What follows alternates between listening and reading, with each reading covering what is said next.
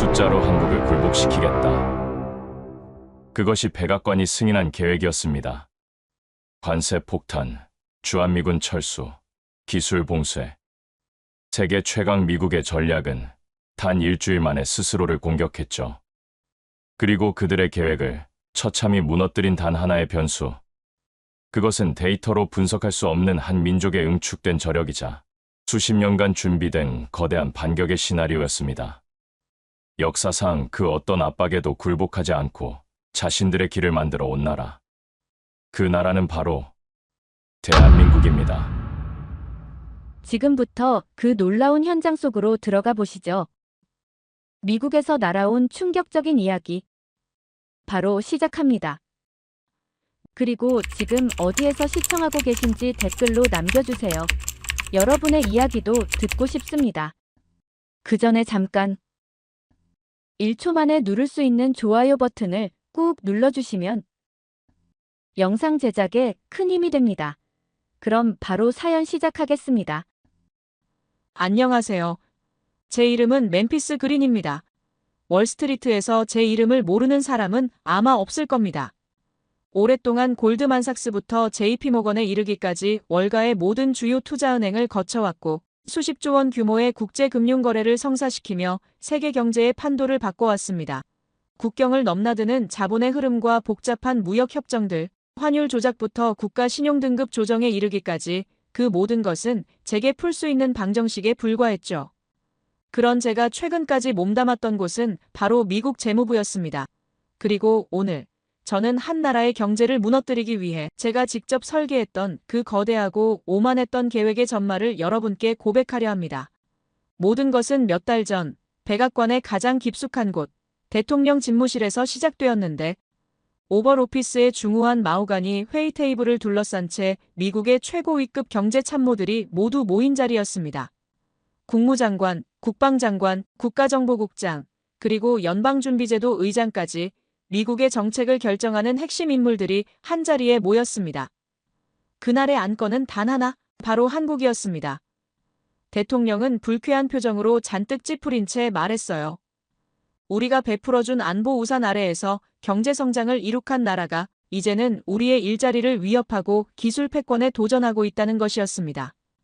대통령의 목소리는 분노로 떨리고 있었습니다.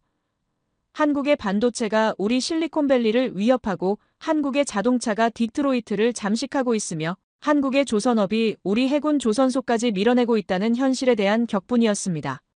더욱 참을 수 없는 것은 한국이 최근 K-팝과 드라마를 통해 전 세계 젊은 층의 마음을 사로잡으면서 미국의 문화적 영향력까지 위협하고 있다는 사실이었습니다. 회의의 분위기는 무거웠지만 동시에 어떤 자신감으로 가득 차 있었습니다. 바로 저 멤피스 그린이 제시할 완벽한 해법이 있었기 때문입니다. 저는 자리에서 일어나 거대한 스크린 앞에 섰습니다. 그리고 복잡한 그래프와 숫자들이 가득한 자료를 띄웠어요. 화면에는 지난 30년간 한국 경제의 모든 데이터가 펼쳐졌는데 국내 총생산 성장률, 수출입 통계, 주요 기업들의 매출 현황, 그리고 가장 중요한 취약점들까지 말입니다. 저는 레이저 포인터를 들고 단호하게 말했습니다. 한국을 굴복시키는 방법은 아주 간단하다고 말입니다. 한국의 국내 총생산 대비 수출 의존도는 38%에 달하며 이는 선진국 중에서도 상당히 높은 수치라는 점을 강조했습니다. 저는 이 숫자를 가리키며 이것이 바로 우리의 가장 강력한 무기라고 설명했어요. 한국은 내수 시장이 상대적으로 작아 수출에 절대적으로 의존할 수밖에 없는 구조적 한계를 가지고 있다고 분석했습니다. 이어서 저는 제 방정식의 다음 변수를 제시했어요. 바로 관세 폭탄이었습니다. 한국의 주력 수출품인 반도체와 자동차, 디스플레이, 그리고 조선업에 대해 누구도 예상하지 못했던 고율의 관세를 부과하는 것이었습니다. 반도체에는 25%, 자동차에는 30%, 디스플레이에는 20%의 징벌적 관세를 매기겠다는 것이었습니다. 저는 계산 결과를 자신있게 보고했어요. 우리의 관세 폭탄이 작동하면 한국의 경제 성장률은 사흘 안에 마이너스로 떨어질 것이며 실업률은 급격히 치솟고 원화 가치는 폭락할 것이라고 예측했습니다. 그러면 한국 정부는 생존을 위해 우리의 조건을 받아들일 수밖에 없고 그들에게 항복 외에는 다른 선택지가 존재하지 않는다고 단언했습니다. 한 나라의 운명을 저는 그렇게 간단한 수학 공식처럼 풀어냈고 회의실에 모인 모든 고위 관리들이 제 분석에 깊이 수긍하는 표정을 지었습니다. 그때 회의실 구석에 앉아있던 젊은 분석가 한 명이 조심스럽게 손을 들었습니다. 동아시아 담당 부국장으로 일하는 그는 겸손한 어조로 반박 의견을 제시했습니다. 일부 보고서에 따르면 한국의 내수 시장이 예상보다 훨씬 견고하며 특히 K-팝이나 드라마 같은 문화 콘텐츠의 성공 이후 담배나 식품 같은 비주력 소비재 분야의 수출 성장이 이례적이라는 분석이 있다고 말했습니다. 세계적인 담배 회사들의 무차별 공세 속에서도 자국 시장을 지켜낸 유일한 나라가 한국이라는 점도 덧붙였어요. 또한 한국의 스마트 팩토리 기술력은 단순한 비용 절감의 차원을 넘어서서 완전히 새로운 제조업 패러다임을 제시하고 있다는 보고도 있다고 말입니다. 저는 그의 말을 듣고 속으로 코웃음을 쳤어요. 이론에만 매달린 젊은 학자의 순진한 발상이라고 생각했습니다. 그리고 그를 바라보며 점잖게 그러나 모두가 들을 수 있도록 단호하게 말했습니다.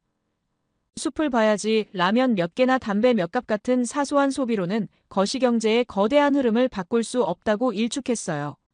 핵심은 반도체와 자동차, 즉 한국 경제의 숨통을 쥐고 있는 주력 수출품이며 그곳을 조이면 모든 것은 도미노처럼 무너지게 되어 있다고 설명했습니다. 이건 감정의 문제가 아니라 냉혹한 숫자의 문제라고 못 박았습니다.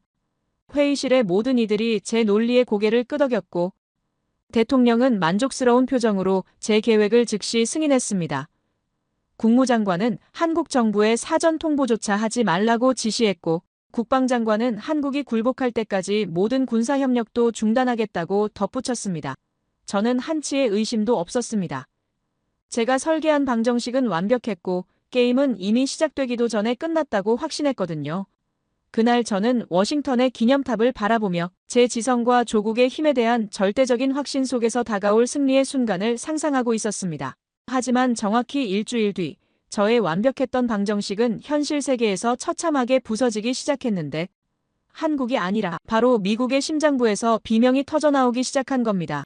제가 예상했던 한국의 경제 위기는 오지 않았는데 한국 증시는 개장 첫날 3% 정도 하락했을 뿐 이틀 만에 완전히 회복되었고 오히려 일부 한국 기업들의 주가는 더 높이 치솟았습니다. 진짜 지옥은 미국 내에서 펼쳐졌는데 제가 계산하지 못했던 거대한 변수, 관세 역풍이 미국 경제를 강타하기 시작한 겁니다. 뉴욕의 가전제품 매장들은 아수라장이 되었어요. 한국산 텔레비전과 스마트폰 가격이 하루아침에 2배 가까이 폭등했기 때문입니다.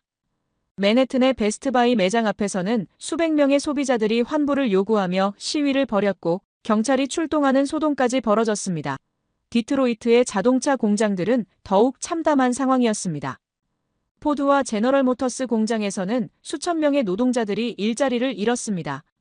한국에서 오던 핵심 부품 공급이 끊기면서 공장 라인이 완전히 멈춰 서버린 탓이었습니다. 미국 자동차 산업이 한국 부품에 얼마나 깊이 의존하고 있었는지 그제야 깨달았습니다. 월스트리트의 동료들은 제게 분노에 찬 전화를 걸어왔습니다. 지금 무슨 짓을 한 거냐며 소리쳤습니다. 한국산 반도체 칩 공급이 막히자 실리콘밸리의 빅테크 기업들이 줄줄이 생산 차질을 경고하면서 주가가 폭락하고 있었기 때문입니다. 애플의 아이폰 생산 라인이 멈춰섰고 구글의 데이터 센터 확장 계획이 무산되었으며 마이크로소프트의 신제품 출시가 연기되었습니다. 나스닥 지수는 연일 하락세를 기록했고 다우존스 산업평균 지수도 1000포인트 이상 급락했습니다. 제 사무실의 전화기는 쉴 새 없이 울려댔고 제 책상 위에는 미국 전역에서 올라오는 암울한 보고서들이 산더미처럼 쌓여갔습니다.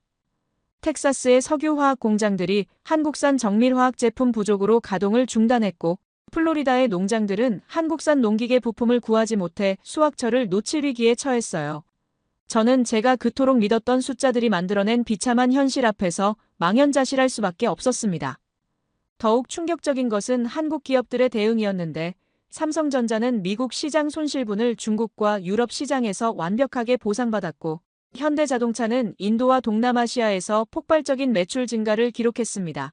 LG디스플레이는 일본과 독일 기업들과의 새로운 파트너십을 통해 오히려 기술력을 한 단계 더 발전시켰고 한국 기업들은 마치 이런 상황을 미리 예상하고 준비해온 것처럼 빠르고 유연하게 대응했습니다. 미 국무부는 경로했습니다. 저를 긴급히 호출한 상급자는 사흘 안에 항복할 거라던 나라가 어디 있냐며 책상을 내리치며 소리쳤습니다. 지금 이 모든 혼란을 책임지라고 고함을 질렀습니다. 중간 선거를 앞둔 상황에서 경제가 이 모양이 되면 자신의 정치적 생명이 끝장날 수도 있다며 절망했습니다. 결국 저는 이 모든 사태를 수습하고 도대체 나의 방정식이 왜 틀렸는지 그 이유를 찾아내라는 특명을 받고 한국으로 향하는 비행기에 올라야 했습니다. 일주일 전 승리를 확신하며 떠났던 길과는 전혀 다른 차갑고 무거운 길이었습니다. 제 머릿속은 온통 하나의 질문으로 가득 차 있었습니다. 도대체 우리가 계산하지 못한 한국의 진짜 힘은 무엇이었을까? 한국에 도착한 제 머릿속은 여전히 혼란스러웠지만 한편으로는 차가운 이성이 고개를 들고 있었습니다. 관세 역풍은 분명 저의 계산 착오였지만 그것은 어디까지나 단기적인 시장의 반발일 뿐이라고 스스로를 다잡았습니다. 저는 문제의 본질, 즉 한국 경제의 근본적인 취약점을 찾아내어 워싱턴에 보고해야만 했습니다. 한국의 제조업이 결국에는 값싼 노동력과 정부, 보조금이라는 모래 위에 세워진 성이라는 것을 증명해내고 싶었습니다. 저는 한국 측에 그들의 가장 상징적인 최첨단 공장 방문을 요청했습니다. 그들의 심장부에서 균열의 흔적을 발견하고 싶었기 때문입니다.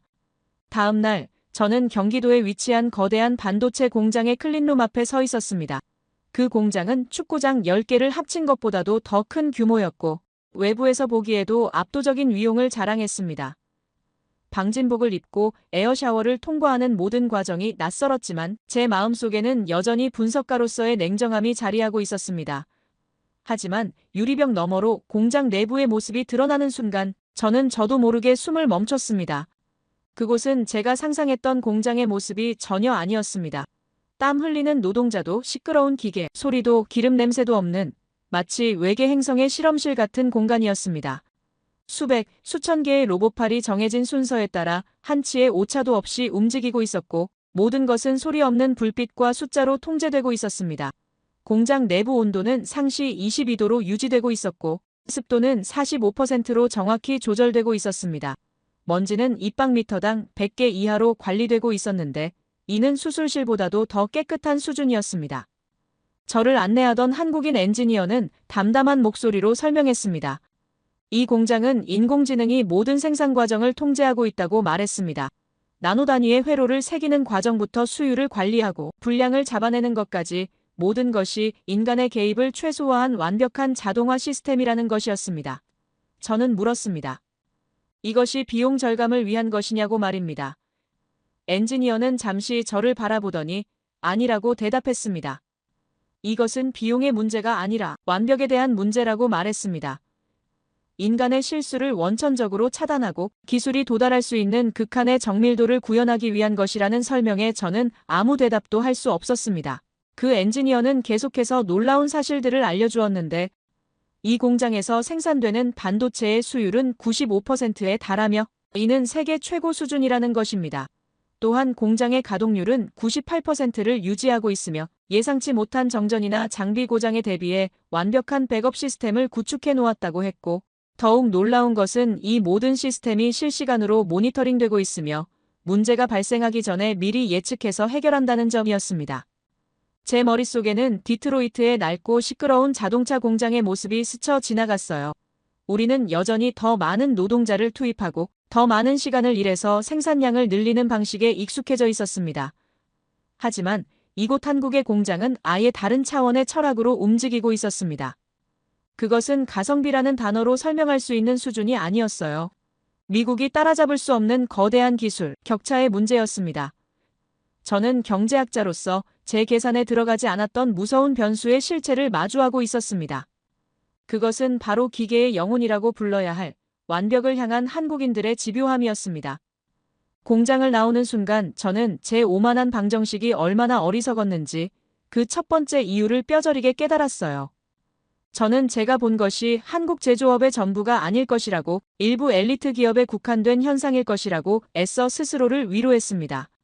한국 경제의 진짜 체력을 알려면 그들의 가장 깊숙한 속살을 들여다봐야 한다고 생각했고 저는 한국의 무역 관련 기관을 찾아가 그들의 전체적인 경제 구조에 대한 브리핑을 요청했습니다. 저는 당연히 반도체와 자동차, 조선 같은 주력 산업에 대한 보고를 예상했습니다. 하지만 브리핑을 시작한 담당자는 전혀 예상치 못한 이야기부터 꺼냈습니다. 바로 담배 이야기였습니다. 저는 제 귀를 의심했습니다.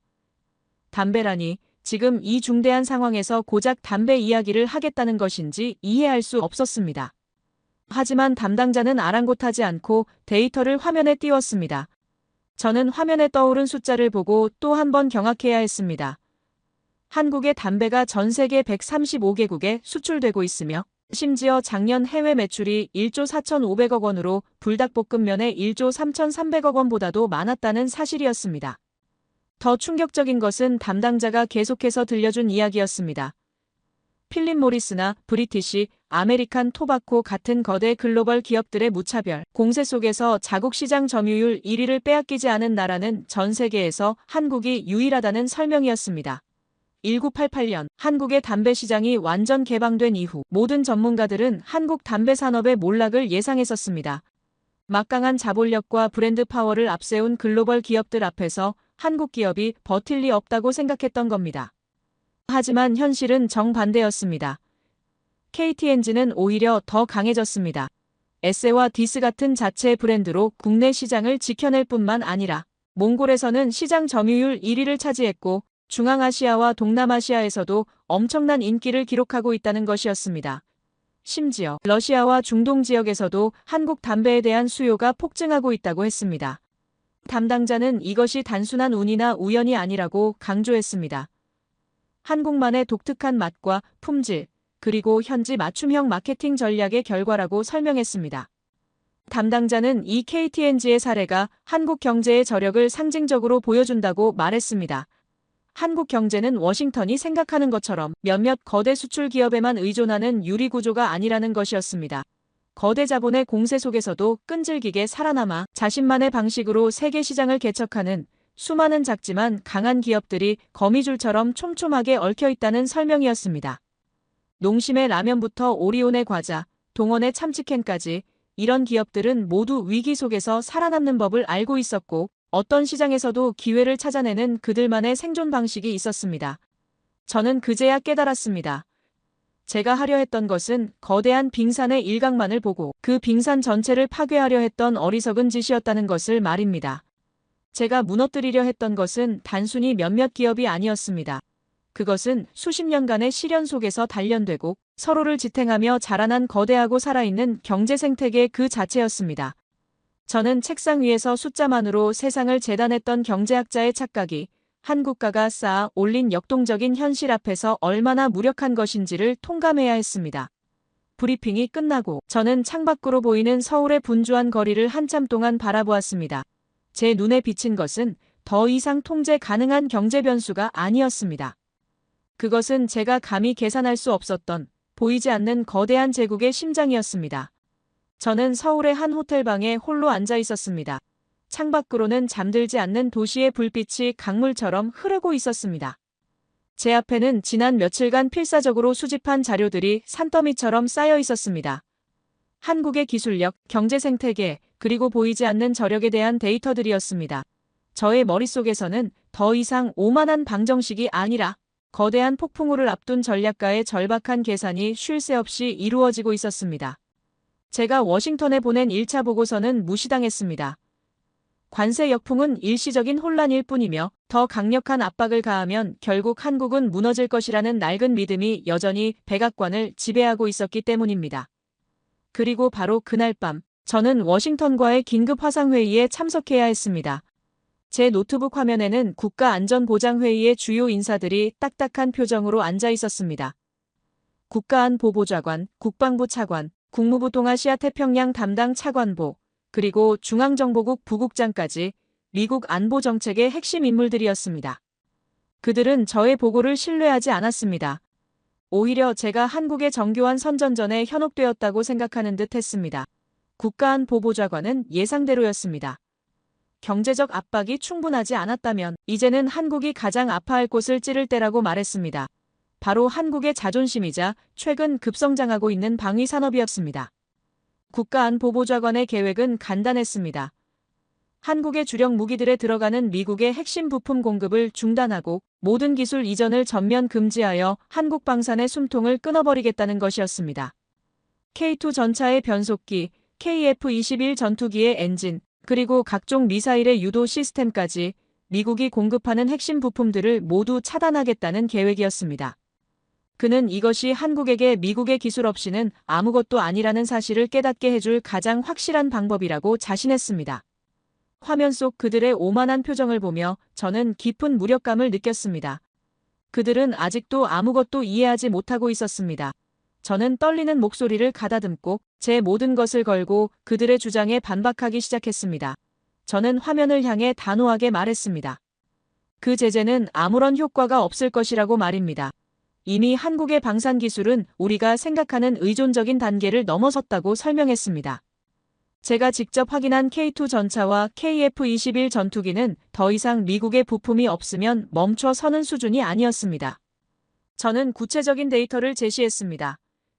K2 전차의 국산화율은 이미 90%를 넘어섰고 KF-21 전투기도 핵심 부품의 70% 이상을 한국에서 자체 생산하고 있다고 보고했습니다. 더욱 놀라운 것은 한국이 이미 핵심 부품의 국산화에 성공했을 뿐만 아니라 우리가 상상하지 못했던 방식으로 기존 기술을 융합하고 발전시켜 전혀 다른 차원의 무기를 만들어내고 있다는 사실이었습니다.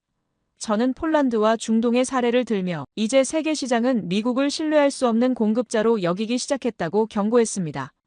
폴란드는 K2 전차 1000대를 도입하기로 결정했고 루마니아와 노르웨이도 한국 무기 구매를 적극 검토하고 있었습니다. 중동의 사우디아라비아와 아랍에미리트는 한국의 천궁 미사일 시스템에 깊은 관심을 보이고 있었습니다. 이는 미국 무기의 신뢰성에 의문을 품고 대안을 찾는 과정이었습니다. 우리의 제재는 한국을 고립시키는 것이 아니라 오히려 미국의 방산 동맹 전체를 와해시키는 결과를 낳을 것이라고 말했습니다. 이것은 우리가 이미 경험한 관세, 역풍보다 훨씬 더 치명적인 안보 역풍이 되어 우리의 심장을 겨눌 것이라고 호소했습니다. 하지만 화면 속 얼굴들은 냉담했습니다. 그들은 제 주장을 패배주의자의 변명으로 치부했습니다. 한 장군은 제가 한국에 너무 오래 머물면서 그들의 입장에 동화되었다고 비난하기까지 했습니다. 화상회의는 결국 아무런 소득 없이 끝났습니다. 워싱턴은 그들의 어리석은 계획을 강행할 것이 분명했습니다. 저는 홀로 남은 호텔방에서 깊은 절망감에 빠졌습니다. 거대한 기차가 절벽을 향해 달려가는 것을 보면서도 아무것도 할 수 없다는 무력감이 저를 짓눌렀습니다. 그리고 저는 깨달았습니다. 이제 워싱턴은 그들의 마지막 카드, 가장 위험하고 가장 어리석은 카드를 꺼내들 것이라는 것을 말입니다. 며칠 뒤 제 예상은 현실이 되었습니다. 방산 제재가 별다른 효과를 보이지 않자 워싱턴에서는 마침내 공공연하게 주한미군 철수 가능성을 흘리기 시작했어요. 언론들은 연일 이 문제를 다루었고 백악관은 동맹 재조정이라는 그럴듯한 명분으로 이 위협을 포장했습니다. 그것은 그들이 가진 최후의 통첩이자 한국을 향한 마지막 압박이었습니다. 저는 이 모든 광기의 흐름을 멈춰 세워야만 했습니다. 저는 지난 며칠 밤을 새워 작성한 마지막 보고서를 대통령에게 직접 전달하기로 결심했습니다. 더 이상의 설득이나 토론은 무의미했습니다. 이제는 냉정한 데이터와 논리로 이 계획이 얼마나 끔찍한 자충수인지 증명해야만 했습니다. 보고서의 첫 장에서 저는 주한미군 철수가 동맹의 파기라는 감정적인 문제를 넘어 미국의 국익에 얼마나 치명적인 손실을 가져오는지 경제학자의 시선으로 분석했습니다. 저는 주한미군을 보호받는 존재가 아닌 미국이 아시아에 투사하는 힘의 원천이라고 재정의했습니다. 그리고 그 힘의 원천을 유지하기 위해 한국이 얼마나 막대한 비용과 자원을 지원하고 있는지를 숫자로 보여주었습니다. 캠프 험프리스 건설 비용의 98%인 11조 원을 한국이 부담했고 미군과 그 가족들을 위한 수많은 편의 시설, 그리고 세계 최고 수준의 물류 및 정보통신 인프라까지 모두 한국의 지원으로 구축되었습니다. 저는 구체적인 수치를 제시했습니다.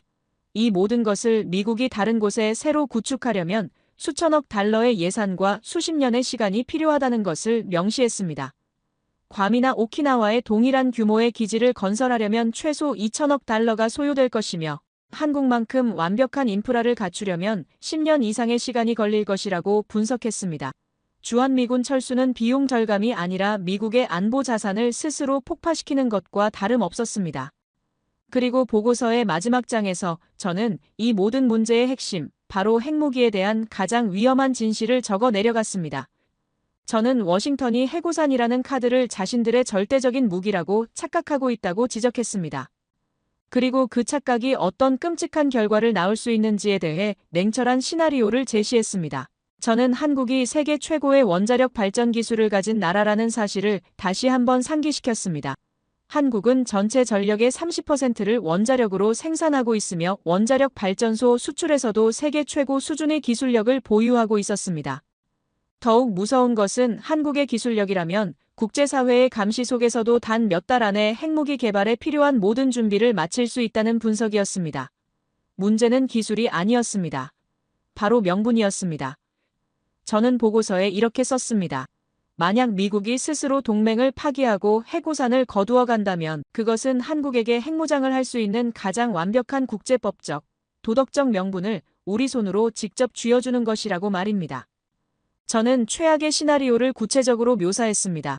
미국의 통제를 벗어난 세계 최고 수준의 기술력으로 무장한 새로운 핵보유국의 탄생, 그로 인한 동아시아 전체의 핵 도미노 현상, 그리고 그 혼란 속에서 완전히 무력화되는 미국의 영향력에 대해 경고했습니다.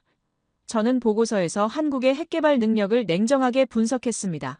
한국은 이미 우라늄 농축 기술을 보유하고 있으며 세계 최고 수준의 원자력 발전 기술력을 바탕으로 단 6개월 안에 핵무기 제조에 필요한 모든 기술적 준비를 완료할 수 있다고 평가했습니다.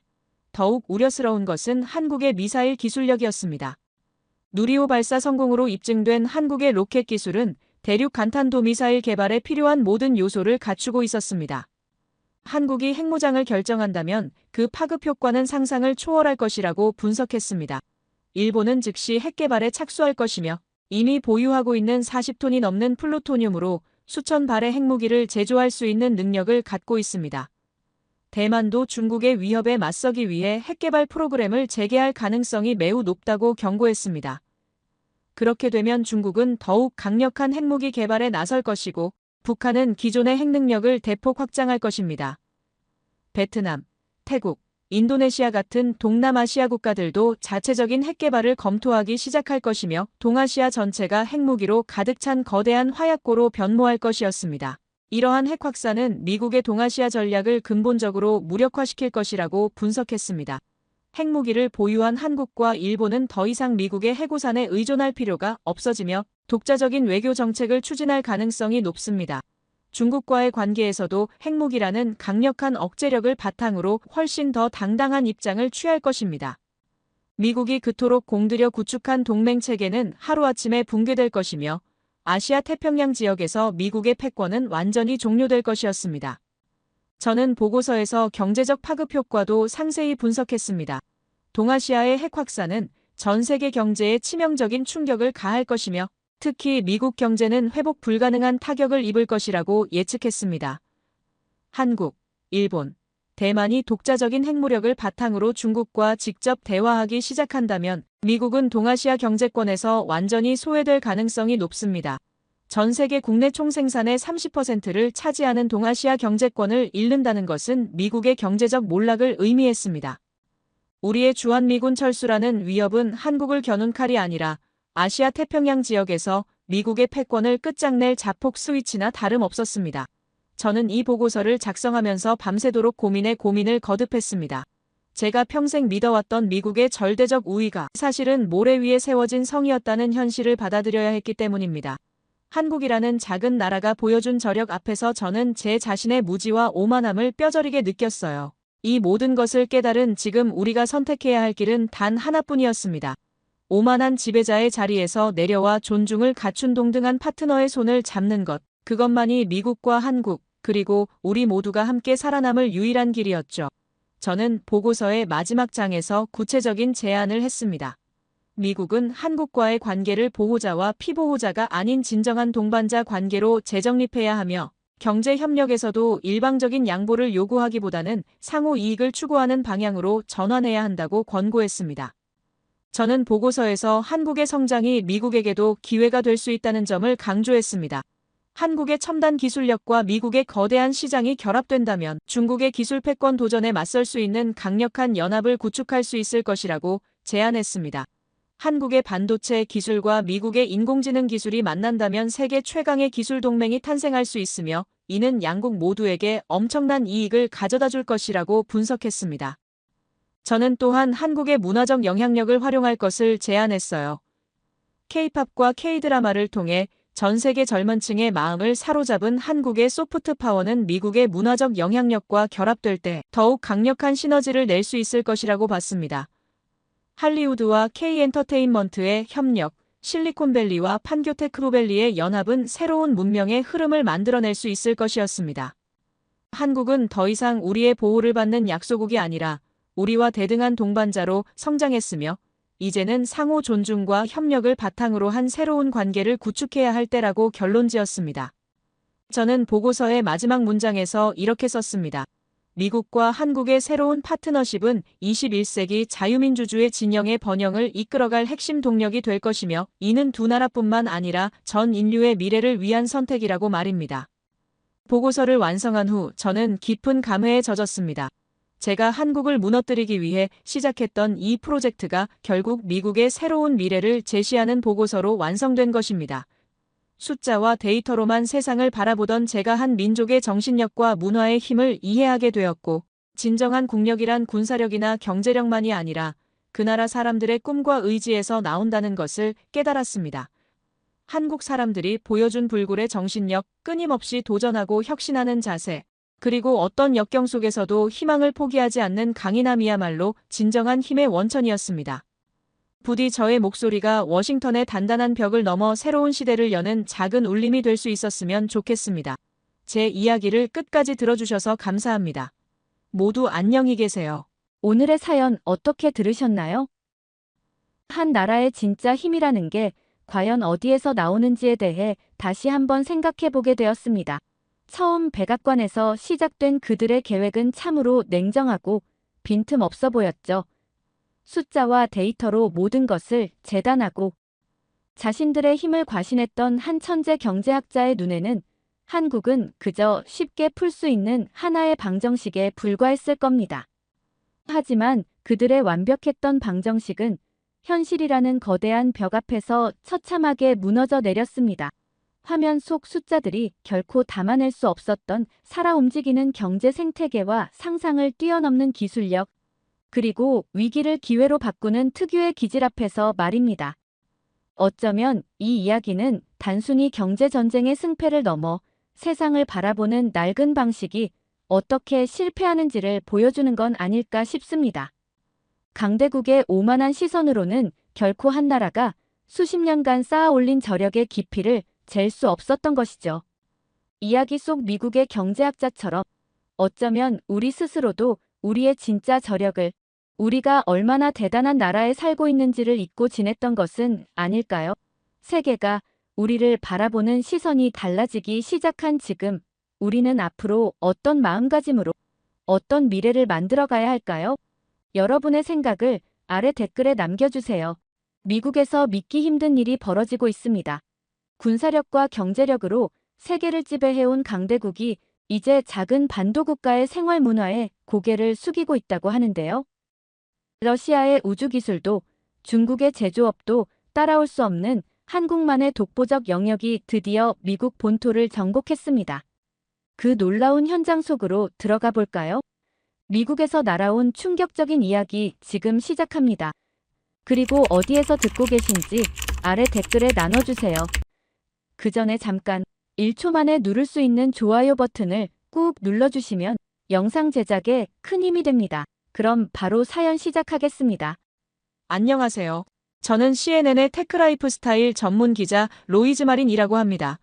보스턴 대학교에서 언론학을 전공했고 학생 시절부터 각국의 식문화와 그 배경에 깊은 관심을 가져왔습니다.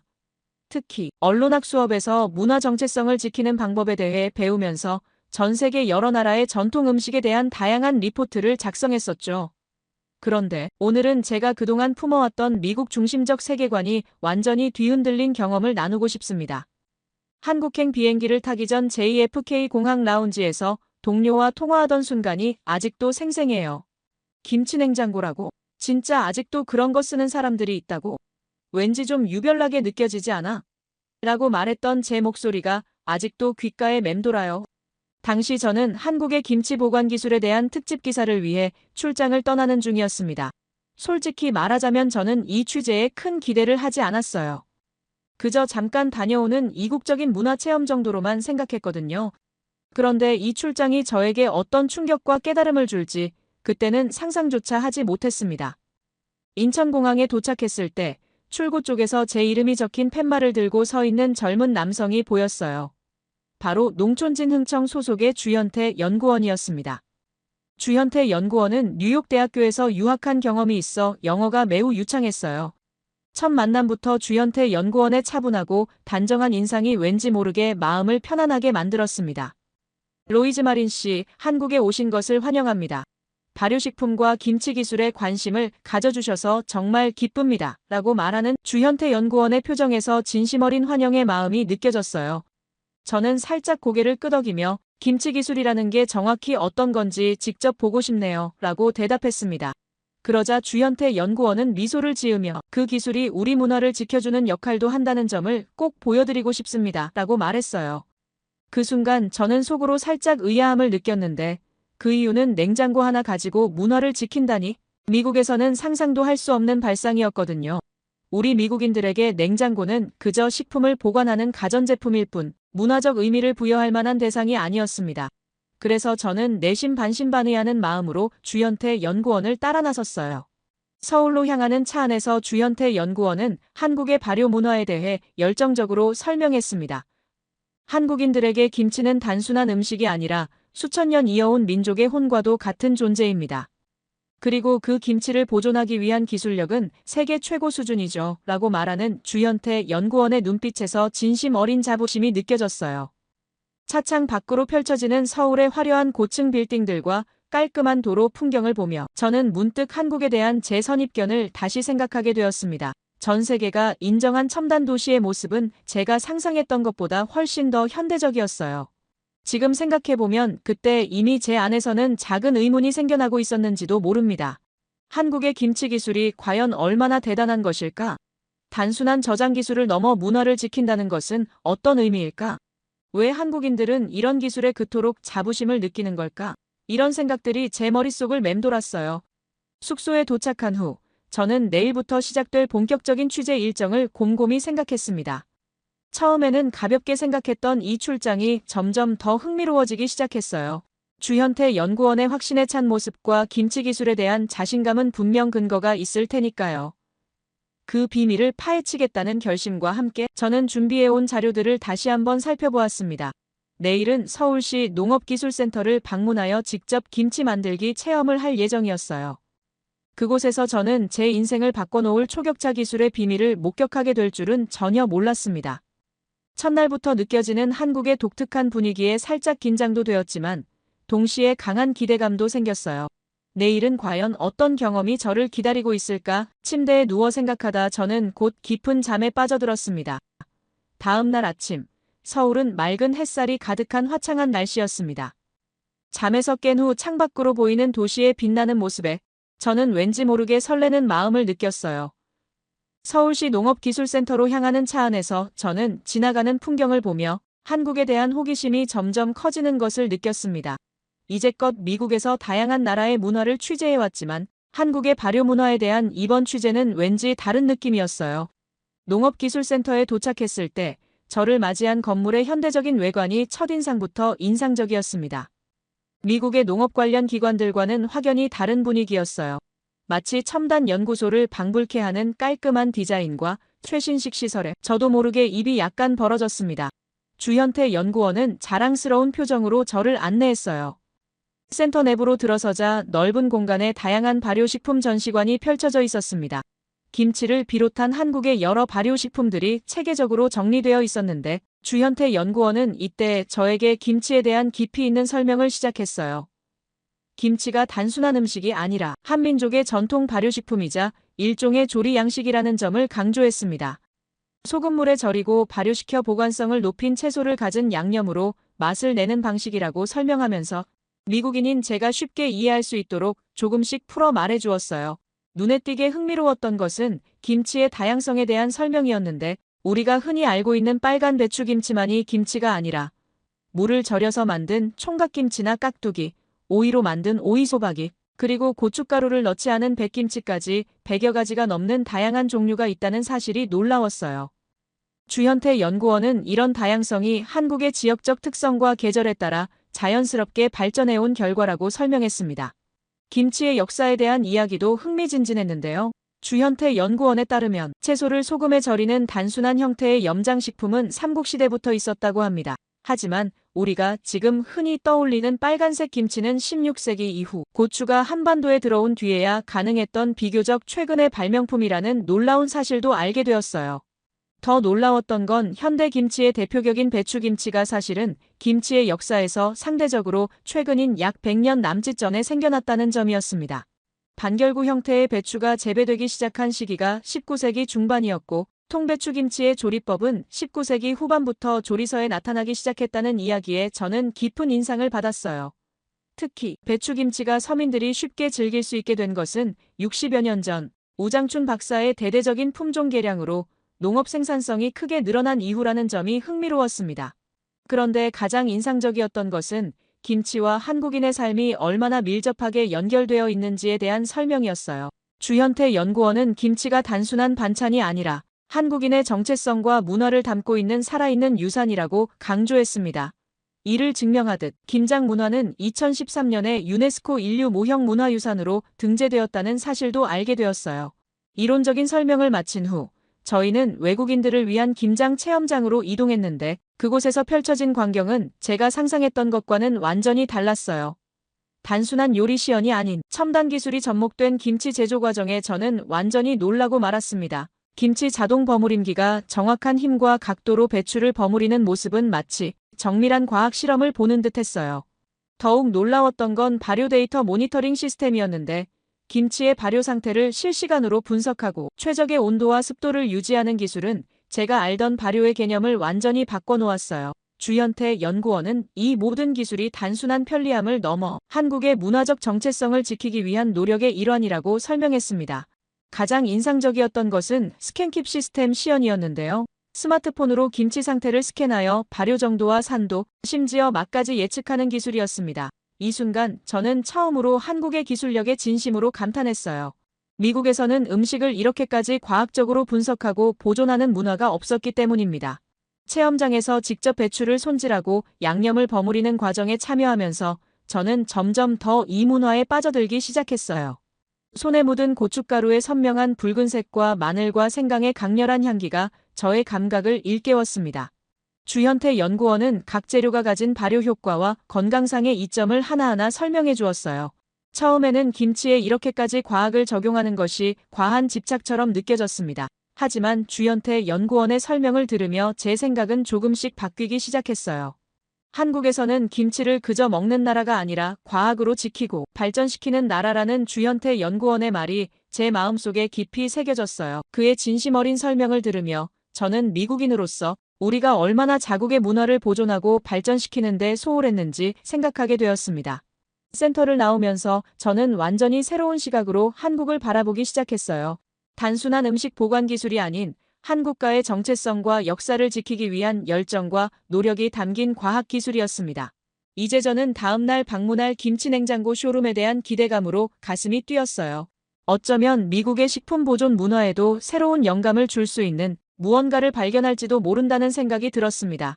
다음 날 저는 기대감에 가득 찬 채로 삼성과 LG의 김치냉장고 체험 쇼룸으로 향했습니다. 체험 쇼룸에 들어서자마자 정돈된 분위기와 최첨단 기술을 뽐내는 다양한 김치냉장고들이 제 시선을 사로잡았고 주현태 연구원은 이날도 친절하게 저를 안내하며 김치냉장고의 역사를 차분히 설명해 주었습니다. 주현태 연구원에 따르면 김치냉장고의 역사는 미국에서는 상상도 할 수 없는 문화적 배경에서 시작되었다고 해요. 한국 사람들은 원래 김치를 땅에 묻은 독에 보관했다는 점을 설명하면서 아파트 문화가 확산되기 전까지는 각 가정의 마당이나 화단에 김치독을 묻어 보관했다고 합니다. 땅속 온도는 1년 내내 일정하게 유지되어 김치가 얼지 않고 발효 상태를 최적으로 유지할 수 있었다는 사실이 무척 흥미로웠어요. 최초의 김치냉장고는 1984년 금성사라는 회사가 만들었다고 합니다. 지금의 LG전자인데 그때는 김치냉장고라는 단어도 처음 사용되었다고 해요. 하지만 본격적인 대중화는 아파트 거주자들이 늘어난 1990년대 중반부터였다는 설명에 저는 고개를 끄덕였습니다. 도시화와 주거 형태의 변화가 새로운 기술 혁신을 이끌어낸 흥미로운 사례라고 생각했어요. 그 중에서도 1995년 만도기계라는 회사가 출시한 딤체라는 제품이 당시 한국 주부들이 가장 갖고 싶어하는 제품 1위에 오를 정도로 인기를 끌었다는 이야기가 인상적이었습니다. 지금도 이 딤체라는 브랜드는 한국 내 평판 1위를 달리며 김치냉장고를 뜻하는 보통 명사 수준의 위상을 자랑한다고 해요. 마치 미국에서 페이퍼 타월을 클리넥스라고 부르는 것과 비슷한 현상이구나 하고 생각했습니다. 쇼룸을 둘러보며 가장 놀라웠던 것은 김치냉장고가 단순히 김치만 보관하는 제품이 아니라는 점이었어요. 주현태 연구원은 최신 김치냉장고의 다양한 기능을 하나하나 시연해 보여주었습니다. 오토 오픈 도어 기능은 손이 가득 찼을 때 발로 센서를 터치하면 자동으로 문이 열리는 편리함을 제공했고, 냄새 케어 김치통은 특수 소재로 만들어져 김치 냄새가 다른 식품에 배지 않게 해준다고 해요. 다목적 보관 모드는 정말 혁신적이었습니다. 무화과나 망고 같은 열대 과일부터 한약재, 와인, 고기 숙성까지 각각의 식품에 맞는 최적의 온도와 습도를 제공한다는 점에서 저는 감탄을 금치 못했어요.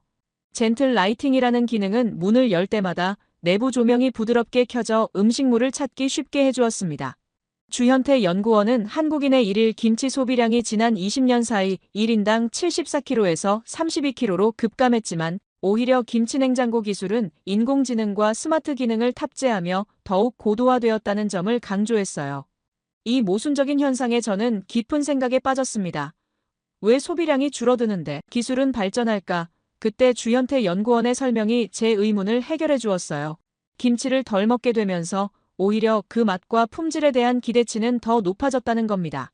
예전에는 양이 많았기에 맛이 조금 변해도 괜찮았지만 이제는 적게 먹는 만큼 그 적은 양이라도 최상의 상태로 오래 유지하려는 욕구가 커졌다는 설명이었어요.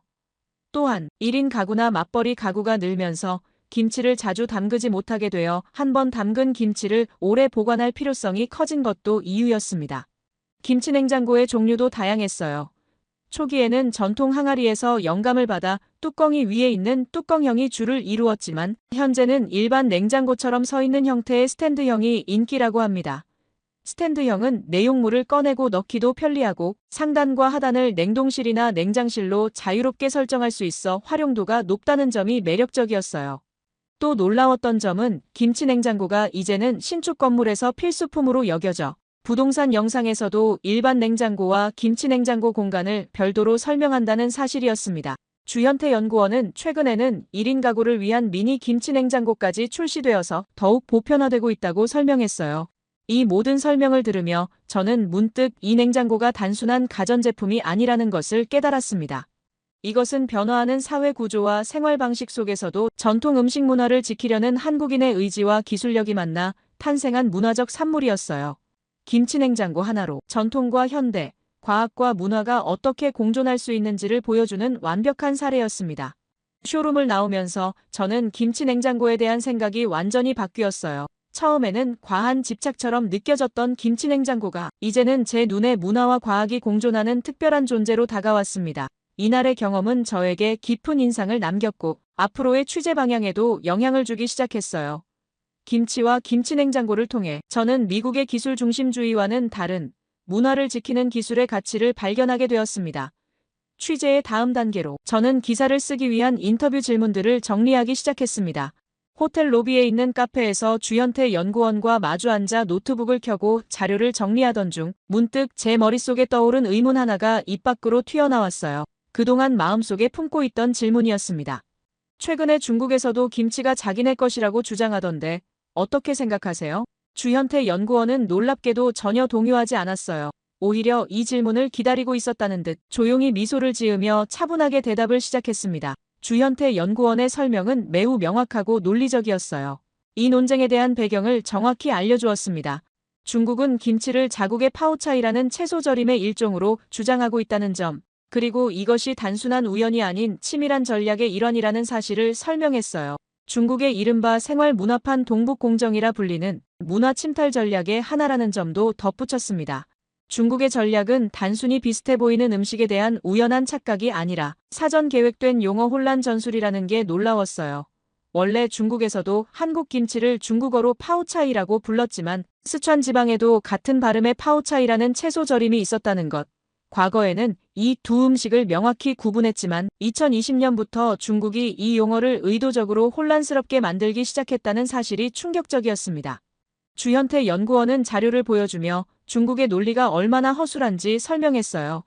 중국의 파오차이는 소금에 절인 채소를 바로 발효하거나 끓인 뒤 발효하는 방식으로 한국의 김치보다는 오히려 서양의 피클에 가깝다는 사실을 알게 되었습니다. 특히 한국 김치의 핵심 재료인 고춧가루, 마늘, 생강, 젓갈 등을 사용한 방식은 한국에서 점진적으로 발전한 것이며 이에 대한 역사적 기록이 한국에만 존재한다는 점이 결정적이었어요. 누구나 주장할 순 있죠. 하지만 한국은 김치를 기술로 지키는 유일한 나라입니다. 주현태 연구원의 이 한마디가 저를 깊이 생각하게 만들었습니다. 중국의 주장은 단순히 채소절임이라는 가장 기초적인 공통점만을 근거로 삼고 있다는 점이 명확해졌어요. 그런 논리라면 독일의 자우어크라우트나 일본의 츠케모토도 중국 음식이라고 주장해야 하는데 유독 한국의 김치만 집요하게 파고든다는 사실이 의문이었습니다. 중국의 전략을 설명하면서 주현태 연구원은 재미있는 비유를 들었어요. 고기 구이에도 스테이크, 바베큐, 삼겹살이 있는데 우리 중국은 고대부터 고기를 불에 구워 먹었다. 그러므로 스테이크, 바베큐, 삼겹살은 중국의 5천년 문화이며 중국의 요리다라고 주장하는 꼴입니다. 라는 말에 저도 모르게 웃음이 나왔습니다. 더 놀라웠던 건 중국이 김치에 대한 왜곡을 얼마나 체계적으로 진행하고 있는지에 대한 설명이었어요. 중국에 수출되는 한국 김치의 이름을 무조건 파오차이로 표기해야만 판매 허가를 내리는 정책부터 중국 방송에서 소고기 대국에 대들면 망한다와 같은 발언을 서슴지 않는 모습까지 이런 사례들을 들으며 저는 문화 침탈의 심각성을 실감했습니다. 그럼에도 주현태 연구원은 낙관적인 시각도 잊지 않았어요.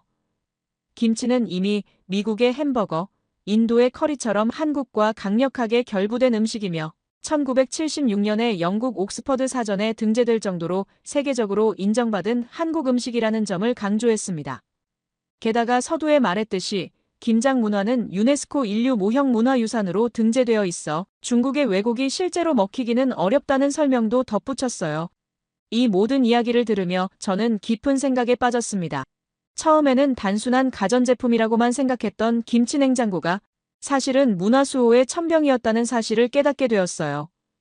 김치 소비량은 줄었지만 오히려 그 품질과 보존에 대한 기술은 더욱 정교해졌다는 모순적인 현상에 새로운 의미가 부여되었습니다. 사라진 게 아니라 더 정교해졌던 거였어요. 이 문장이 제 머릿속을 맴돌았습니다. 미국인인 제가 처음에 김치 냉장고에 대해 가졌던 생각과 현재의 인식이 얼마나 달라졌는지 스스로도 놀라웠어요.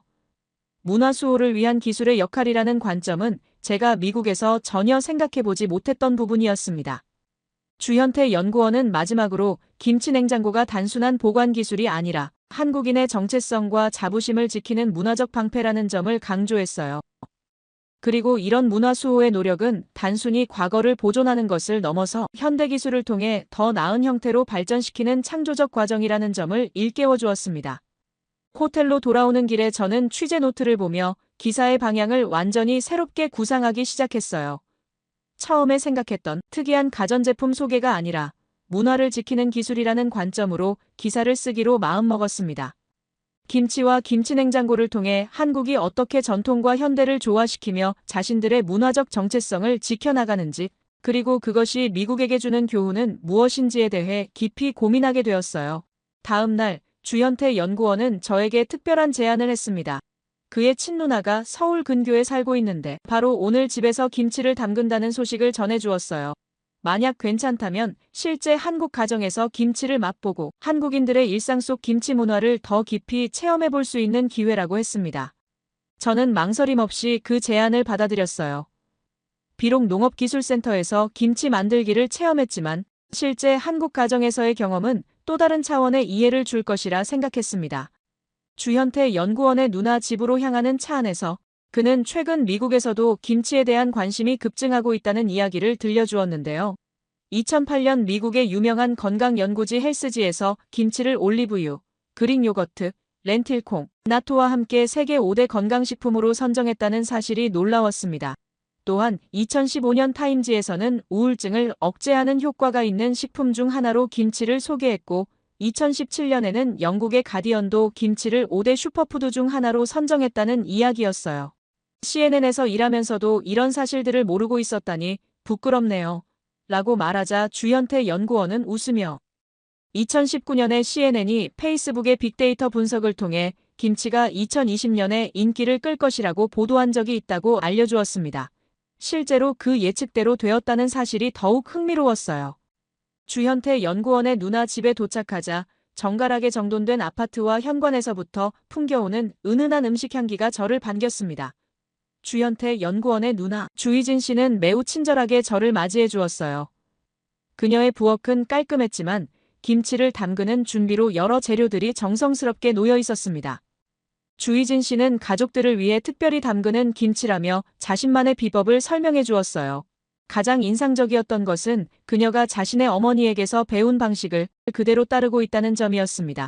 주희진 씨는 김치는 단순한 음식이 아니라 우리 가족의 역사와 기억이 담긴 소중한 전통이에요 라고 말했습니다. 자리에 앉아 주희진 씨가 직접 담근 김치를 맛보는 순간이 왔어요. 솔직히 말하자면 저는 항상 위장이 약한 편이라 매운 음식이나 발효 음식에 대한 약간의 두려움이 있었습니다.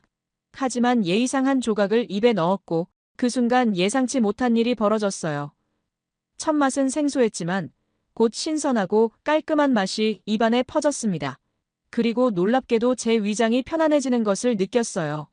이런 느낌을 주희진 씨에게 말했더니 그녀는 미소를 지으며 김치의 유산균이 위장 건강에 좋다고 설명해 주었습니다. 그의 말에 따르면 2020년 코로나19 이후 김치가 면역 증강에 도움이 된다는 연구 결과가 알려지면서 전 세계적으로 김치 수요가 급증했다고 설명했어요. 그 중에서도 미국인들이 종종 김치를 직접 만들려다 발효가스를 고려하지 않고 피클통에 담아 뚜껑이 폭발하듯 튀어나온 사례가 많다며 웃었습니다. 이 이야기를 듣고 저도 웃음이 나왔어요. 식사를 하면서 주희진 씨는 앞서 말했듯 김치가 가족의 역사를 이어주는 중요한 매개체라고 말했습니다. 그녀의 딸들도 이제 김치 담그는 법을 배우기 시작했으며 이는 단순한 요리 기술이 아니라 가족의 맛과 향 그리고 정성을 전하는 과정이라고 설명했어요. 그 말을 들으며 저는 문득 제 가족의 전통에 대해 생각해보게 되었습니다. 인상적이었던 것은 주희진 씨의 집에 있던 김치 냉장고의 역할이었어요. 그것은 단순한 가전제품이 아니라 가족의 건강과 맛을 지키는 수문장 같았습니다. 주희진 씨는 김치가 가장 맛있게 익는 온도와 습도를 정확히 맞춰주기 때문에 냉장고 없이는 상상할 수 없다고 말했어요. 대화를 나누며 저는 처음으로 김치와 한국인의 정서적 연결고리를 이해하게 되었습니다. 특별히 주희진 씨가 김치는 우리 어머니, 할머니의 기억이에요. 그걸 지키기 위해 기술이 도와주는 거죠. 라고 말했을 때 저는 눈시울이 붉어지는 것을 느꼈어요. 독일에서는 김치를 매운 자우어크라우트로 인식하며 비교적 거부감 없이 받아들인다는 이야기를 들었을 때에도 저는 문화적 교류의 아름다움을 새삼 느꼈습니다. 주희진 씨의 집을 나서면서 저는 한국의 김치 문화에 대한 이해가 훨씬 더 깊어졌음을 느꼈어요. 이제 김치는 제 눈에 단순한 음식을 넘어서 가족의 역사와 정성, 그리고 과학과 기술이 조화롭게 어우러진 문화적 상징으로 다가왔습니다. 특히 김치 냉장고가 이 모든 가치를 지켜내는 현대적 도구라는 사실이 더욱 분명해졌어요. 호텔로 돌아오는 길, 저는 오늘 하루의 경험을 곱씹으며 CNN 기사에 담을 이야기를 완전히 새롭게 구상했습니다. 기술은 단순한 편리함이 아니라 마음을 지키는 거였네요. 이 한 문장이 오늘의 깨달음을 가장 잘 요약해주는 말이었습니다. 이제 저는 단순히 한국의 특이한 가전제품을 소개하려 했지만 문화를 지키는 현대기술의 힘을 조명하고 싶어졌습니다. 김치냉장고는 그 상징이었습니다.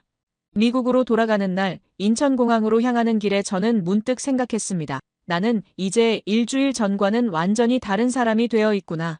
처음 한국에 왔을 때의 미국에서 온 기자 로이즈 마리는 김치냉장고라는 특이한 가전제품을 약간은 재미있는 에피소드처럼 여겼습니다.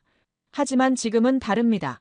문화와 기술이 어떻게 서로를 지탱하며 한 나라의 정체성을 지켜주는지를 온몸으로 느낀 사람이 되어 있었습니다.